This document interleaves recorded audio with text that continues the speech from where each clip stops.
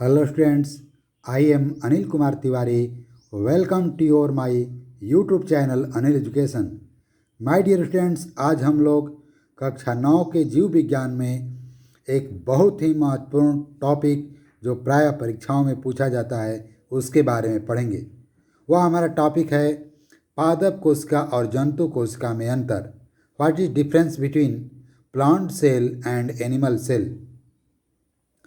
यहाँ पर हम पादप कोशिका और जंतु कोशिका में 5 मुख्य अंतर दिखाने का आपको सरल से सरल तरीका में प्रयास किए हैं, जो आप जैसे ही इसे पढ़ेंगे तुरंत समझ में आ जाएगा। माय डियर स्टूडेंट्स, पादप कोशिका और जंतु कोशिका में निम्नलिखित मुख्य अंतर हैं।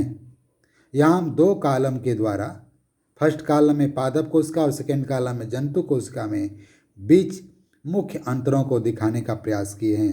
सबसे पहला पॉइंट है, पादप कोशिका का आकार बड़ा होता है।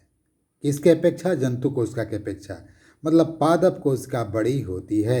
अगर दोनों में हम कंपैरिजन करेंगे तो जंतु कोशिका के अपेक्षा पादप कोशिका का आकार बड़ी होती है।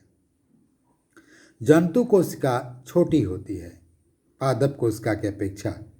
दूसरा मुख्य अंतर है कि पादप कोशिका के सबसे बाहरी आवरण को, सबसे बाहरी परत को कोशिका भित्ति, जिसे अंग्रेजी में सेल वॉल कहते हैं।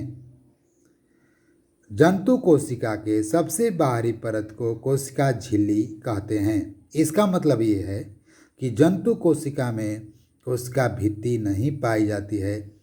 कोशिका झिल्ली पादप कोशिका में भी पाई जाती है, परंतु कोशिका झिल्ली के बाहर एक और कठोर आवरण होता है जिसे कोशिका भित्ति या सेल वॉल कहते हैं। तो क्या अंतर हुआ?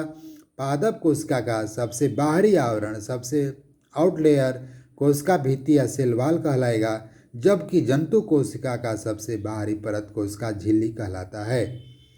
तीसरा मुख्य अंतर ये है कि पादप कोशिका में बड़ी रसधानियाँ होती हैं, या जिसे रिक्तिका या वैक्यूल्स कहते हैं। ये बीचों बीच बड़ी होती हैं। जंतु कोशिका में छोटी छोटी रसधानियाँ होती हैं या नहीं भी हो सकती हैं।